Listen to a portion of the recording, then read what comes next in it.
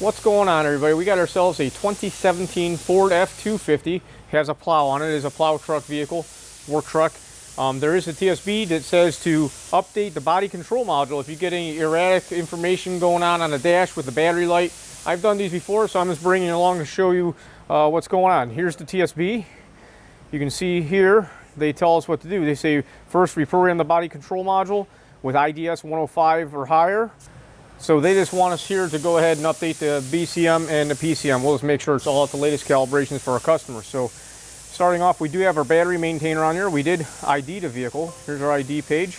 And I always like to do a complete vehicle DTC scan. That's in the red toolbox right here. We'll go to self-test. We'll get ourselves a complete DTC scan going. Guys, if you aren't doing this with whatever tool you have, I highly recommend that you start doing a complete vehicle DTC scan to make sure that everything's all good with the vehicle. And I got my mask on because they're spraying undercoating right next to me. It's pretty stinky. I'm far enough away. I'm socially distant.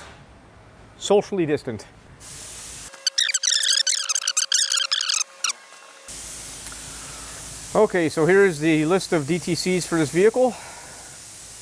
And we got left low beam, right low beam, left high beam, right high beam. So we just got some codes because of the plow lights on there. That's nothing to worry about. So we'll go ahead into module programming and we'll go to module reprogramming. Let's go into our body control module.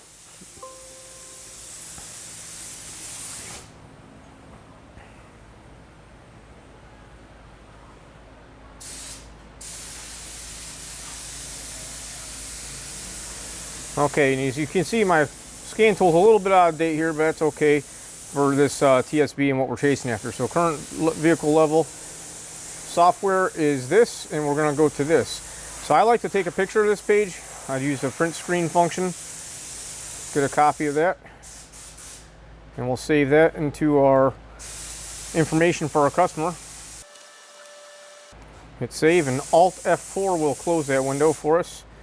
And we're going to go ahead and hit yes. We do want to update this body control module. And this is just a screen, so Ford IDS is just saying it's going online to get the files.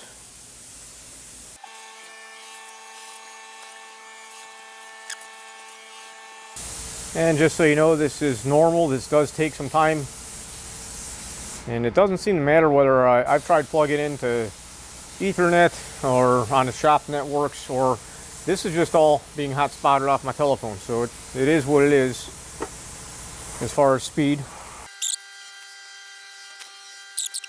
So it does tell us that the module we're about to program has memory, multiple internal memory locations, which is normal. And this is the important part. We gotta do what it says, turn the key off when it says to, and turn it on when it says to, or else it'll get all messed up.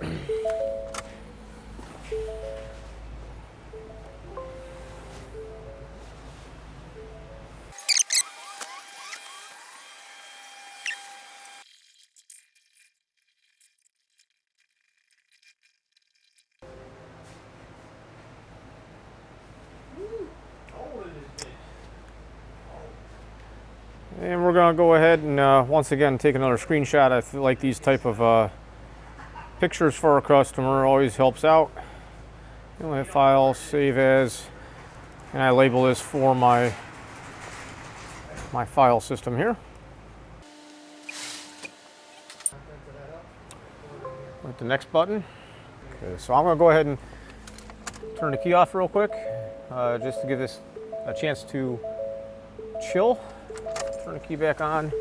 I generally do that many times just to, in case another codes are going to set, or who knows what's going to happen. But let's go ahead and check our PCM update to make sure our powertrain control module is updated to the latest. And as you see here, there is a later calibration available for the PCM. So I'm going to go ahead and take a screenshot of this just as I did before. And we'll go ahead and hit the yes button.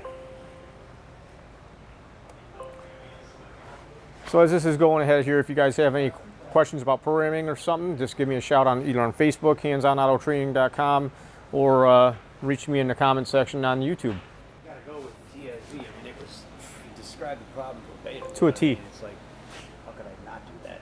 Yeah. And he'll be all right with it. He's a good customer. Only thing I don't understand is why it would be, which I'm not sure of, was it good? Did he buy it new and was it good for the first 2 years of its plowing career, or did it just happen this year? That's what I don't.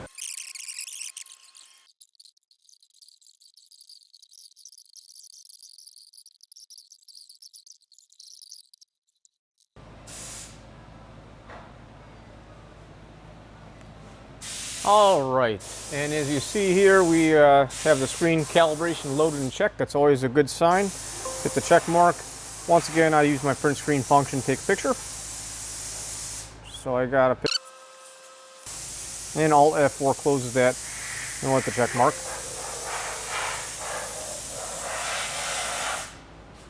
And at this point, I'm going to turn the key off. Just give it a key cycle, turn it back on.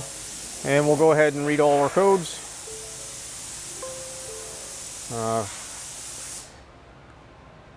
Basically refresh.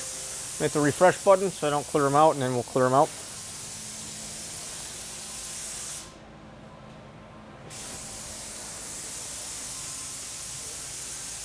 The reason I hit the refresh button, I was just curious to see if any code set during programming. If I hit the clear and refresh, well, it'll clear them out and I won't see what was there. So just kind of curious to take a peek.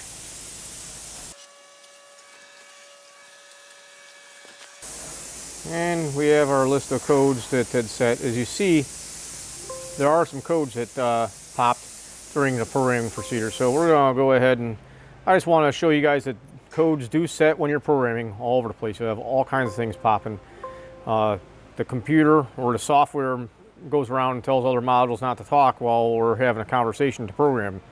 So we're going to go ahead and clear all those out.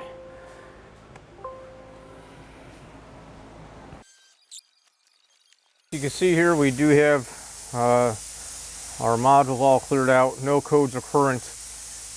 We're going to go ahead and shut this down. I'm going to show you. If you haven't been seeing this before, you can get a whole list of all of your vehicle DTCs right in this little scroll right here.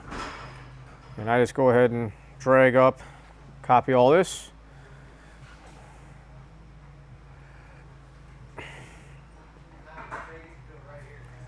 And Control C, and I go into my temp folder here. I got a temporary folder we can put that in.